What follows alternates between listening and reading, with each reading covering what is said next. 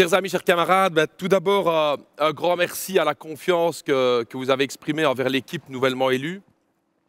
Ce score témoigne de la grande utilité qui existe dans notre parti pour réaliser les objectifs de changement radical de la société que nous nous sommes assignés.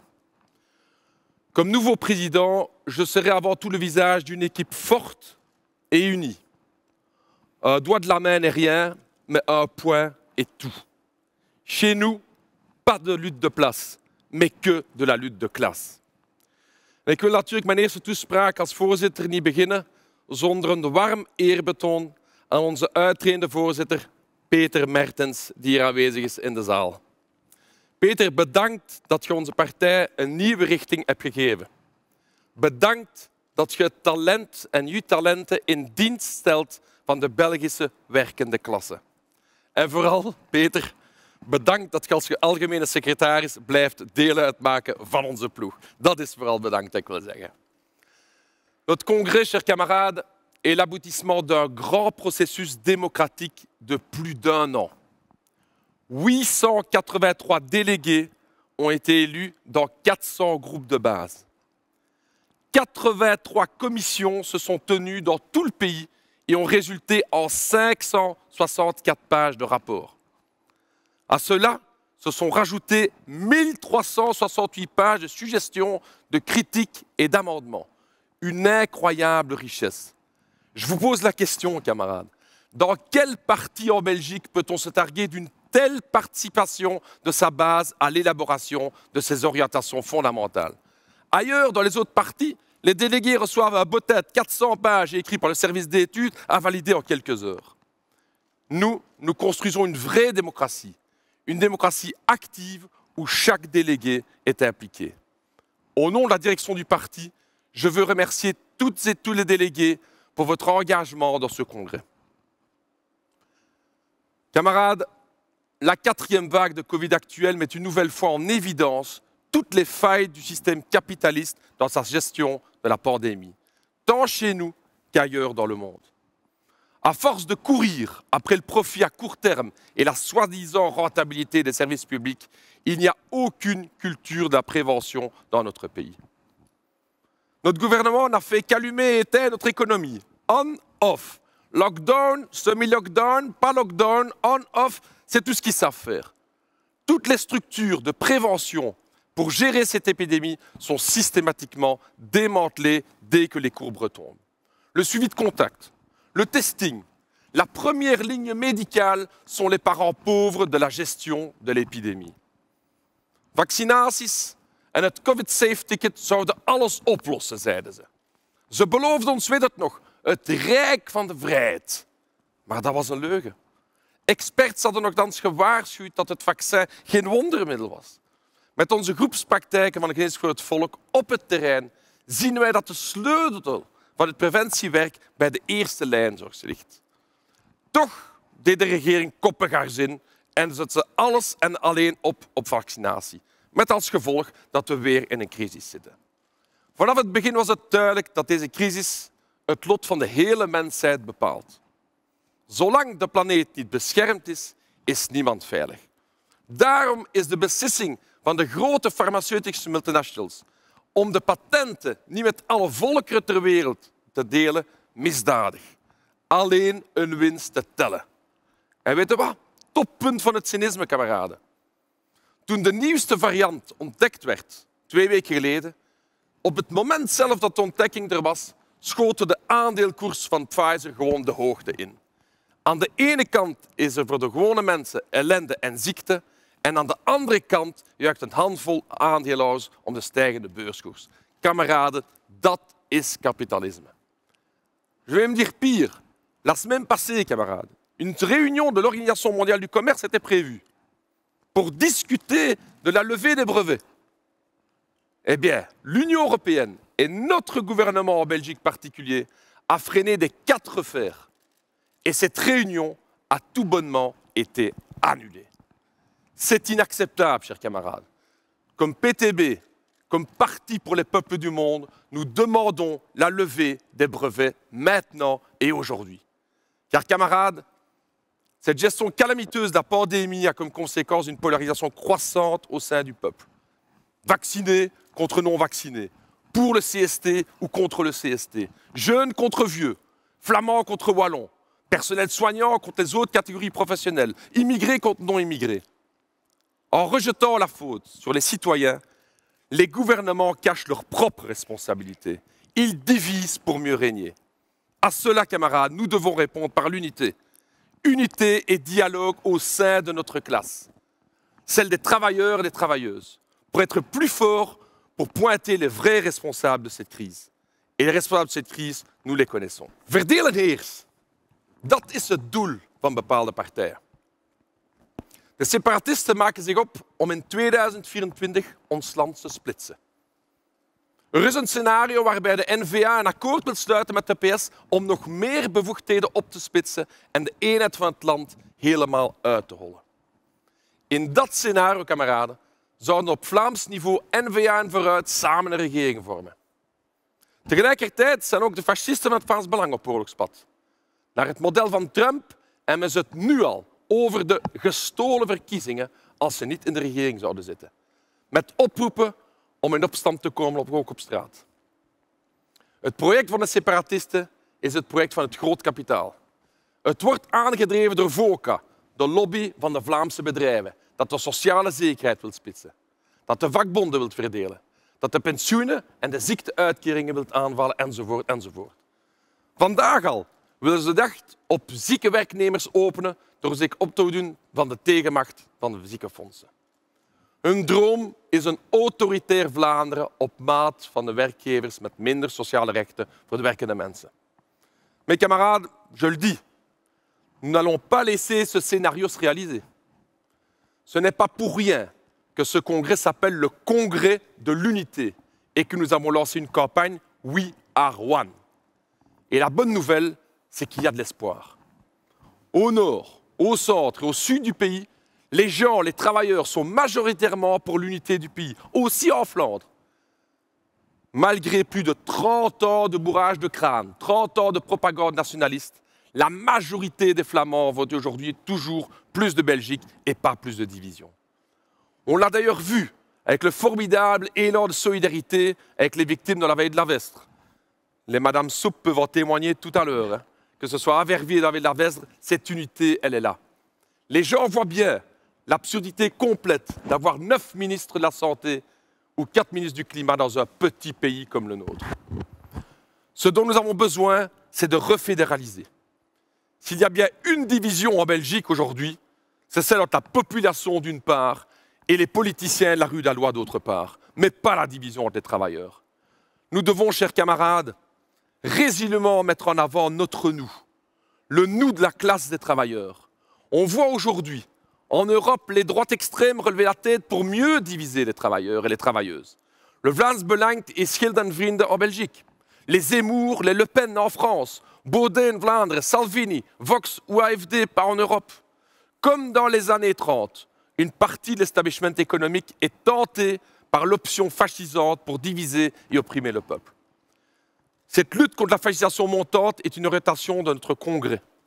Le racisme, le sexisme, le nationalisme, l'anticommunisme ou le rejet de la science sont autant de portes d'entrée de cette fascisation. Nous y opposons, nous, l'unité et les combats de la classe travailleuse. Nous y opposons le dynamisme et la soif de changement de la jeunesse. Car au-delà de toutes nos différences, notre point commun à toutes et à tous, c'est que nous faisons cette société au quotidien. Nous la construisons sur nos lieux de travail et nous écrivons l'histoire sociale dans nos luttes. Nous appartenons à la même classe, la classe travailleuse. Les organisations syndicales appellent à se mobiliser pour le pouvoir d'achat et les libertés syndicales. Camarades, le pouvoir d'achat et les libertés syndicales sont les deux faces d'une même pièce, celle de la lutte de classe. Cette année, elle a pris le visage de la lutte pour les salaires, avec des travailleurs et des travailleuses qui ont réclamé leur part du gâteau et qui ont dit fièrement « Nous sommes essentiels, nous avons fait tourner l'économie, mais ce sont les actionnaires qui empochent les bénéfices, ça ne va pas. » Ce transfert de notre travail vers le kapitaal doit cesser. In die strijd is de overheid, die zogezegd het algemeen belang zou moeten verzekeren, in feite een trouwe dienaar van de belangen van het kapitaal. Zo legt ze een maximale loonsverhoging op van 0,4%. De vakbonden verzetten zich terecht tegen de lonen van 96 die onze lonen juist blokkeert. De werkende klasse heeft terecht, waar de krachtsverhoudingen dat toelieten, dit keurslijf doorgebroken om meer loonsverhogingen af te dwingen dan die miserabele 0,4%. De georganiseerde werkende klasse in de bedrijven is de motor van het sociaal verzet. De trots van deze klasse zet de toon in het verzet tegen het kapitalisme. De trots van een klasse die zich ervan bewust is dat zonder haar de maatschappij niet zou dragen. De trots van Rachel en Sylvie, dat we straks gezien hebben. De trots van Mike en Amke. De trots van Jamila en Regine. Of de trots van Nico, die we eerder hoorden. Want het zijn niet de aandeelhouders die de fabrieken draaiend houden, de treinen laten rijden, de hotelkamers schoonmaken of de mensen verzorgen. Het zijn de arbeiders, de bedienden en de mensen die in de openbare diensten werken. Daarom willen wij, zoals ons kameraad Nadia eerder uitlegde, de werkende klasse centraal een plaats geven in onze partij. Met andere woorden, wij zijn de partij van de arbeid, maar ook de partij van de werkende mensen. En dat moeten we ook doortrekken naar onze leidende organen. Want zoals Karl Marx zei, de emancipatie van de werkende klasse zal het werk zijn van de werkende klasse zelf. In de samenleving zijn er zoveel obstakels voor de toegang van de werkende mensen tot leidende organen. Vraag het aan onze arbeidersvolksvertegenwoordigers maar eens hoe zij in het parlement dagdagelijks ervaren hoe er op hun klasse wordt neergekeken. Omdat we het hebben over de realiteiten die traditionele politici niet willen horen of niet willen begrijpen. Omdat wij, kameraden, wij praten de taal van het volk. De taal die gesproken wordt in de bedrijven en op café. Wij passen ons taalgebruik niet aan dat van de elite.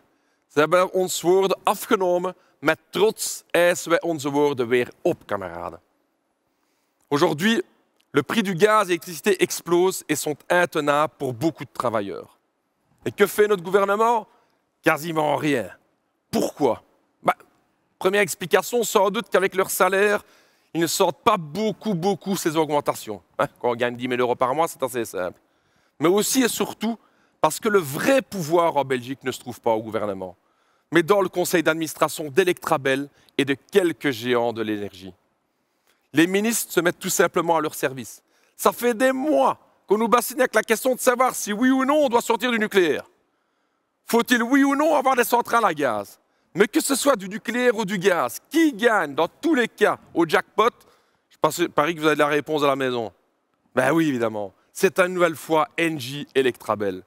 Alors que nos ressources d'investissement devraient aller massivement vers l'énergie verte et sûre, ce sont les actionnaires d'Electrabel qui empochent une nouvelle fois. Alors, mesdames et messieurs les politiques, ce n'est pas de fournisseur électrique qu'on devrait changer, mais tout simplement de système économique. C'est ça que vous devez comprendre. Changer de système, c'est le mot d'ordre qu'on entend aussi de plus en plus dans la jeunesse. On l'a vu lors du dernier sommet climatique à Glasgow, où cette jeunesse s'est mobilisée massivement. Et que disent ces jeunes aujourd'hui? Ils disent qu'ils ne veulent plus du système actuel où seul le profit compte et où l'on détruit les deux sources de richesse que connaît notre planète, que sont le travail humain et la nature. La couche de vernis vert que nos ministres ont tenté d'appliquer à leur politique à Glasgow ne fait plus aucune illusion. En terecht, kameraden. De strijd voor het klimaat is een essentiële strijd voor de 21ste eeuw. Het is een strijd die we niet kunnen winnen als het groen kapitalisme niet in vraag gesteld wordt. Maar laten we duidelijk zijn, beste vrienden en kameraden. We moeten ook strijden tegen het klimaatelitisme dat straffen uitdeelt, koolstoftaxen oplegt of met een moraliserend vingertje wijst naar de werkende klasse en de volkeren van het zuiden. We kunnen deze strijd alleen maar winnen met de jeugd. Jongeren hebben een ongelooflijk potentieel van revolutionaire energie. Dat zagen we daarnet al op het podium. Zij zijn het die de wereld van morgen zullen bouwen. Met dit congres willen we de jeugd een centrale plaats geven. We willen de jongeren van de werkende klasse, de studenten, De jongeren die zich inzetten voor het klimaat en tegen racisme, tegen seksisme en tegen extreem rechts, voor ons winnen. Kortom, iedereen die wil bouwen aan een andere wereld. Laat ze hun plaats vinden in onze partij en in onze jongere organisaties Red Fox, Comac en de Pioniers. Chers camarades, nous les marxistes, nous voulons un autre monde. Dans notre socialisme 2.0, nous appliquerons une toute autre logique que la logique capitaliste actuelle. Dans notre socialisme 2.0, l'économie tournera en fonction des besoins des gens et pas du profit. Sous le socialisme 2.0, nos scientifiques pourront entreprendre les recherches pour le bonheur du peuple et pas pour satisfaire les conseils d'administration de quelques multinationales. Sous le socialisme 2.0, les travailleurs pourront eux-mêmes diriger la société en prenant eux-mêmes les commandes de la société en main. Une réelle planification écologique pourra aussi être mise en place, qui partira des besoins humains, mais aussi des limites de la nature. Au niveau international, dans le socialisme 2.0, nous tendrons la main aux peuples du monde et nous partagerons la formule pour le vaccin. Nous stopperons aussi toutes les interventions militaires, les ingérences dans les affaires intérieures de tous ces peuples. Beste vrienden, beste kameraden, wij hebben op dit moment te kampen met een economische crisis en een pandemie. Er rust een zware verantwoordelijkheid op onze schouders. We moeten een nieuwe wereld bouwen. Veel progressieven in België en in de rest van de wereld kijken naar dit kleine landje met een marxistische partij die levendiger is dan ooit.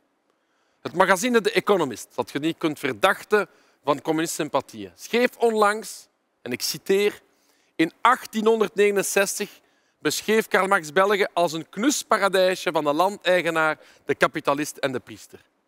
In 2021 biedt België de beste hoop in de Europese Unie voor de ideologie die zijn naam draagt. Chers camarades, soyons à la hauteur des enjeux et des espoirs. Renforçons le parti, renforçons la classe travailleuse et renforçons notre unité en Belgique et dans le monde. Vive le PTB, vive l'internationalisme et vive tous nos combats futurs. On lâche rien.